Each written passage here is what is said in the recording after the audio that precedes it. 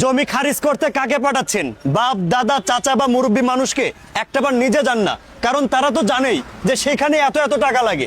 তারা তো আর জানে না, তারা তো আর আপনার মতো শিক্ষিত না, তারা তো আর জানে না যে সরকারি নিয়মে 1170 টাকার বেশি জমি খারিজের জন্য নেওয়ার নিয়ম নাই। তারা তো জানেই যে এত টাকা লাগে, হাজার হাজার টাকা লাগে, যে কারণে তারা দিয়ে খারিজ করে নিয়ে আসে। ভাই দেখেন, আমি লক্ষ্য করে দেখেছি এই যে জমি খারিজের বিষয়টা, এইটা শুধুমাত্র মুরব্বী মানুষ ফাইলটা নিয়ে দৌড়দৌড়ি করে। আমরা যারা ইয়াং জেনারেশন আছি, আমরা যারা জানাশোনা আছি, যারা শিক্ষিত আছি, তারা এই বিষয়ে মাথায় দেয় না। আপনি একটাবার লক্ষ্য করে দেখেন, আপনার বাড়ির জমি খারিজ করে আপনার বাবা বা আপনার দাদা বা আপনার চাচা। আপনি কি কখনো ভূমি অফিসে গেছেন?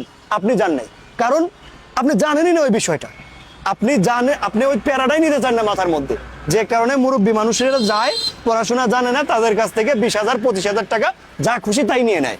আপনি শিক্ষিত মানুষ, আপনি একটাবার ভূমি অফিসে যান, আপনি গিয়ে বলেন সরকারি নিয়মে একটা জমি খারিজে 1170 টাকা বেশি দেওয়ার নিয়ম নাই, আপনি কেমনে 15,000 টাকা চান? এইটা গিয়ে ধৈর্য বসেন না ভাই, এই দেশটা সুন্দর করেন না ভাই, এই দেশটা পরিষ্কার পরিচ্ছন্ন করেন না ভাই। আসেন না আমরা সকলে মিলে একত্রবদ্ধ হই, আমরা সকলে মিলে বিষয়টাকে নাড়া দিই। আমরা সকলে যারা ইয়াং জেনারেশন আছি, যারা শিক্ষিত আছি, যারা এই বিষয়টা জানাশোনা, তারা আমরা সবাই ভূমি অফিসে যাওয়া শুরু করি।